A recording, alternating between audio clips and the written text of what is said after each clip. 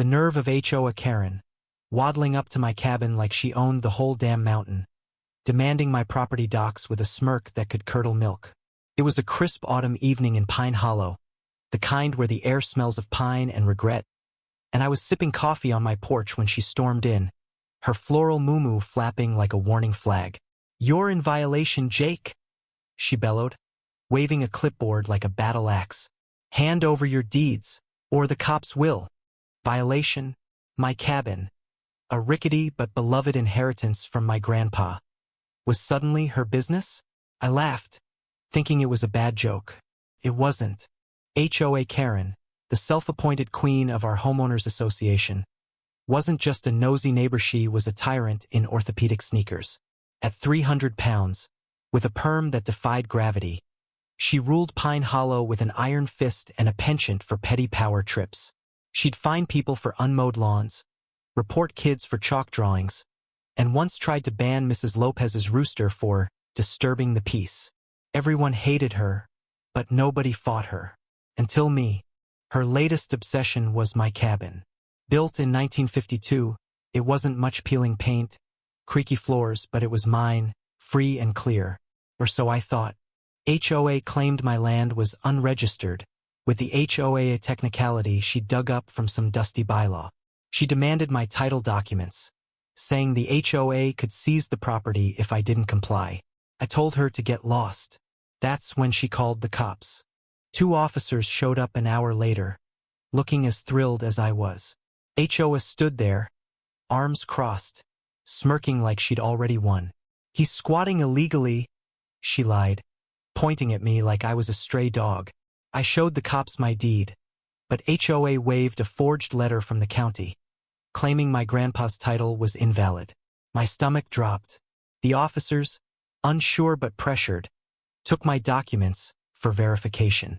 HOA's eyes gleamed with victory as they drove off. I was livid, but worse, I was scared. That cabin was all I had left of Grandpa. I didn't sleep that night.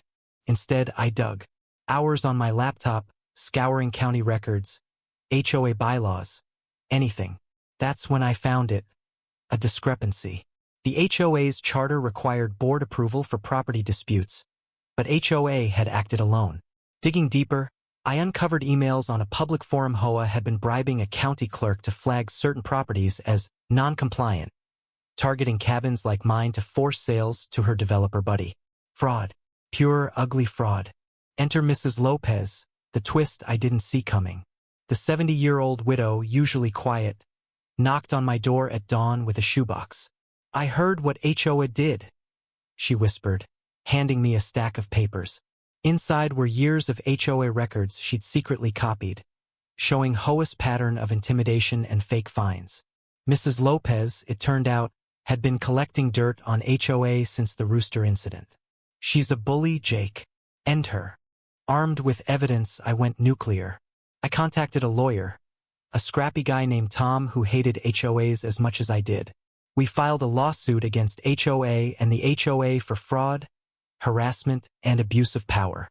The story spread like wildfire on X, with neighbors posting their own HOA horror stories.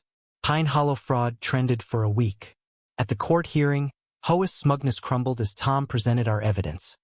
Forged documents, shady emails, and Mrs. Lopez's records. The judge's face darkened with every page. HOA stammered, claiming it was a misunderstanding, but the room wasn't buying it. The twist deepened when a surprise witness took the stand. The county clerk, sweating bullets. Under oath, he admitted HOA had paid him $5,000 to falsify records. Gasps rippled through the courtroom. HOA's face turned gray. The judge ruled in my favor, ordering the HOA to return my documents, pay damages, and dissolve its board. HOA was personally fined $50,000 and barred from any HOA leadership. My cabin was safe, but the victory felt hollow. See, HOA wasn't just a villain, she was broken. I learned later she'd lost her husband years ago, her only son to addiction. The HOA was her warped way of clinging to control, to meaning. It didn't excuse her, but it humanized her. As I stood on my porch, watching her pack her muumuu collection into a U-Haul, I felt no joy, just a heavy, bitter ache. Pine Hollow was free, but at what cost? Neighbors turned on neighbors, trust eroded, and HOA, for all her cruelty, was a lonely woman undone by her own desperation. Now Pine Hollow's rebuilding. Mrs. Lopez started a community garden, and I'm helping draft a new HOA charter, one that can't be weaponized. But the scars remain. I keep Grandpa's deed framed on my wall, a reminder of what I almost lost. HOA's gone, but her shadow lingers, a warning of how power twists and divides. What do you think? Where's the line between justice and vengeance? And how do we heal a community torn apart by one person's greed? Share your thoughts.